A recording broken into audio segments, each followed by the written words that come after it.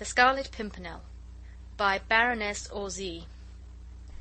Chapter 17. Farewell. When Marguerite reached her room, she found her maid terribly anxious about her. "Your ladyship will be so tired," said the poor woman, whose own eyes were half closed with sleep. "It is past 5 o'clock."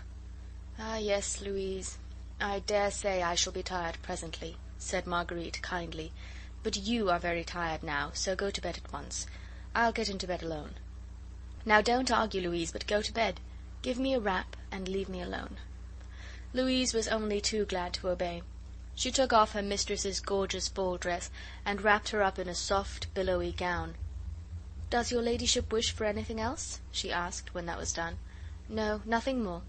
Put out the lights as you go out." "Yes, my lady." "Good night, my lady."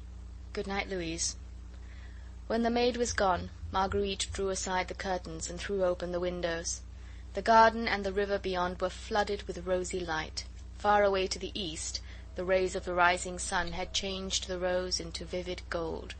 The lawn was deserted now, and Marguerite looked down upon the terrace where she had stood a few moments ago, trying in vain to win back a man's love, which once had been so wholly hers. It was strange that through all her troubles, all her anxiety for Armand, she was mostly conscious at the present moment of a keen and bitter heartache. Her very limbs seemed to ache with longing for the love of a man who had spurned her, who had resisted her tenderness, remained cold to her appeals, and had not responded to the glow of passion which had caused her to feel and hope that those happy olden days in Paris were not all dead and forgotten. How strange it all was! She loved him still, and now that she looked back upon the last few months of misunderstandings and of loneliness, she realized that she had never ceased to love him, that deep down in her heart she had always vaguely felt that his foolish inanities, his empty laugh, his lazy nonchalance, were nothing but a mask, that the real man, strong, passionate, willful, was there still, the man she had loved, whose intensity had fascinated her, whose personality attracted her, since she always felt that behind his apparently slow wits there was a certain something which he kept hidden from all the world, and most especially from her. A woman's heart is such a complex problem. The owner thereof is often most incompetent to find the solution of this puzzle. Did Marguerite Blakeney, the cleverest woman in Europe, really love a fool?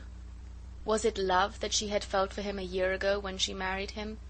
Was it love she felt for him now that she realized that he still loved her, but that he would not become her slave, her passionate, ardent lover once again? Nay, Marguerite herself could not have told that, not at this moment, at any rate. Perhaps her pride had sealed her mind against a better understanding of her own heart, but this she did know, that she meant to capture that obstinate heart back again, that she would conquer once more, and then that she would never lose him. She would keep him, keep his love, deserve it, and cherish it, for this much was certain, that there was no longer any happiness possible for her without that one man's love. Thus the most contradictory thoughts and emotions rushed madly through her mind. Absorbed in them, she had allowed time to slip by. Perhaps tired out with long excitement, she had actually closed her eyes and sunk into a troubled sleep, wherein quickly fleeting dreams seemed but the continuation of her anxious thoughts, when suddenly she was roused from dream or meditation by the noise of footsteps outside her door. Nervously she jumped up and listened. The house itself was as still as ever. The footsteps had retreated. Through her wide open window the brilliant rays of the morning sun were flooding her room with light. She looked up at the clock. It was 6:30, too early for any of the household to be already astir. She must have dropped asleep, quite unconsciously. The noise of the footsteps, also of hushed, subdued voices, had awakened her. What could they be? Gently, on tiptoe, she crossed the room and opened the door to listen. Not a sound. That peculiar stillness of the early morning, when sleep with all mankind is at its heaviest. But the noise had made her nervous, and when, suddenly, at her feet, on the very doorstep, she saw something white lying there, a letter evidently, she hardly dared touch it. It seemed so ghost-like. It certainly was not there when she came upstairs. Had Louise dropped it? Or was some tantalizing spook at play, showing her fairy letters where none existed? At last she stooped to pick it up, and, amazed, puzzled beyond measure, she saw that the letter was addressed to herself in her husband's large, business-like-looking hand. What could he have to say to her in the middle of the night, which could not be put off until the morning? She tore open the envelope and read: "A most unforeseen circumstance forces me to leave for the north immediately, so I beg your ladyship's pardon if I do not avail myself of the honour of bidding you good-bye. My business may keep me employed for about a week, so I shall not have the privilege of being present at your ladyship's water-party on Wednesday. I remain your ladyship's most humble and most obedient servant, Percy Blakeney." Marguerite must suddenly have been imbued with her husband's slowness of intellect, for she had perforce to read the few simple lines over and over again before she could fully grasp their meaning. She stood on the landing, turning over and over in her hand this curt and mysterious epistle, her mind a blank, her nerves strained with agitation and a presentiment she could not very well have explained. Sir Percy owned considerable property in the north, certainly, and he had often before gone there alone and stayed away a week at a time. But it seemed so very strange that circumstances should have arisen between 5 and 6 o'clock in the morning that compelled him to start in this extreme hurry. Vainly she tried to shake off an unaccustomed feeling of nervousness. She was trembling from head to foot. A wild, unconquerable desire seized her to see her husband again, at once, if only he had not already started. Forgetting the fact that she was only very lightly clad in a morning wrap, and that her hair lay loosely about her shoulders, she flew down the stairs, right through the hall towards the front door. It was, as usual, barred and bolted, for the indoor servants were not yet up, but her keen ears had detected the sound of voices and the pawing of a horse's hoof against the flagstones. With nervous, trembling fingers, Marguerite undid the bolts one by one, bruising her hands, hurting her nails, for the locks were heavy and stiff. But she did not care. Her whole frame shook with anxiety at the very thought that she might be too late, that he might have gone without her seeing him and bidding him Godspeed. At last she had turned the key and thrown open the door. Her ears had not deceived her. A groom was standing close by, holding a couple of horses. One of these was Sultan, Sir Percy's favourite and swiftest horse, saddled ready for a journey. The next moment Sir Percy himself appeared round the further corner of the house, and came quickly towards the horses. He had changed his gorgeous ball costume, but was, as usual, irreproachably and richly apparelled in a suit of fine cloth, with laced jabot and ruffles, high top boots, and riding breeches. Marguerite went forward a few steps. He looked up and saw her. A slight frown appeared between his eyes. "You are going?" she said quickly and feverishly. "Whither?" "As I have had the honour of informing your ladyship, urgent, most unexpected business calls me to the north this morning," he said, in his usual cold, drawly manner. "But your guests to-morrow?" "I have prayed your ladyship to offer my humble excuses to his Royal Highness. You are such a perfect hostess, I do not think I shall be missed." "But surely you might have waited for your journey until after our water-party," she said, still speaking quickly and nervously. "Surely this business is not so urgent, and you said nothing about it just now." "My business, as I had the honour to tell you, madame, is as unexpected as it is urgent. May I therefore crave your permission to go? Can I do aught for you in town, on my way back?" No, thanks, nothing. But you will be back soon?" "Very soon." "Before the end of the week?" "I cannot say." He was evidently trying to get away, whilst she was straining every nerve to keep him back for a moment or two. "Percy," she said, "will you not tell me why you go today? Surely I, as your wife, have the right to know. You have not been called away to the north, I know it. There were no letters, no couriers from there before we left for the opera last night, and nothing was waiting for you when we returned from the ball. You are not going to the north, I feel convinced. There is some mystery, and—" "Nay, there is no mystery, madame," he replied, with a slight tone of impatience. "My business has to do with Armand. There. Now have I your leave to depart?" "With Armand?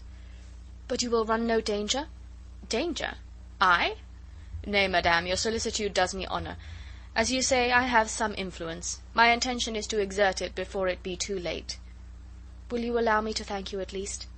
"Nay, madame," he said coldly, "there is no need for that. My life is at your service, and I am already more than repaid."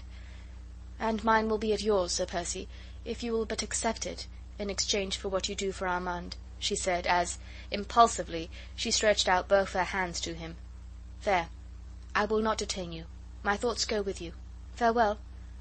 How lovely she looked in this morning sunlight, with her ardent hair streaming round her shoulders. He bowed very low and kissed her hand. She felt the burning kiss, and her heart thrilled with joy and hope. "You will come back?" she said tenderly.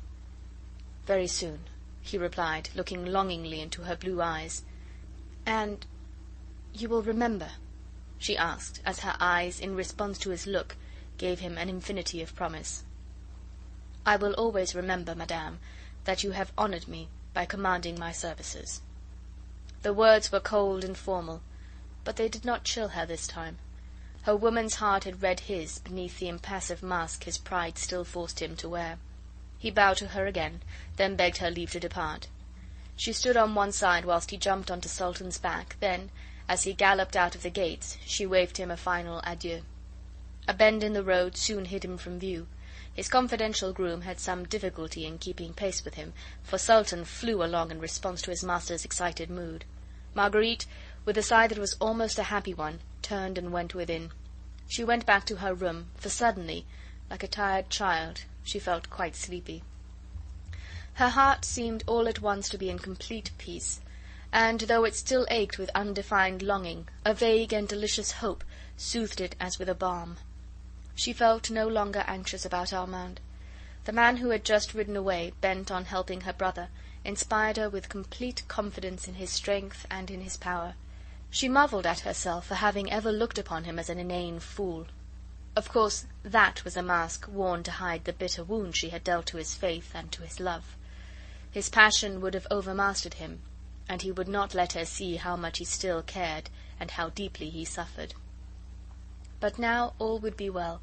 She would crush her own pride, humble it before him, tell him everything, trust him in everything. And those happy days would come back, when they used to wander off together in the forests of Fontainebleau, when they spoke little, for he was always a silent man, but when she felt that against that strong heart she would always find rest and happiness. The more she thought of the events of the past night, the less fear had she of Chauvelin and his schemes. He had failed to discover the identity of the Scarlet Pimpernel, of that she felt sure. Both Lord Fancourt and Chauvelin himself had assured her that no one had been in the dining room at 1 o'clock except the Frenchman himself and Percy. Yes, Percy. She might have asked him, had she thought of it. Anyway, she had no fears that the unknown and brave hero would fall in Chauvelin's trap. His death, at any rate, would not be at her door. Armand certainly was still in danger, but Percy had pledged his word that Armand would be safe, and somehow, as Marguerite had seen him riding away, the possibility that he could fail in whatever he undertook never even remotely crossed her mind. When Armand was safely over in England, she would not allow him to go back to France. She felt almost happy now, and drawing the curtains closely together again to shut out the piercing sun, she went to bed at last, laid her head upon the pillow, and, like a wearied child, soon fell into a peaceful and dreamless sleep. End of chapter 17.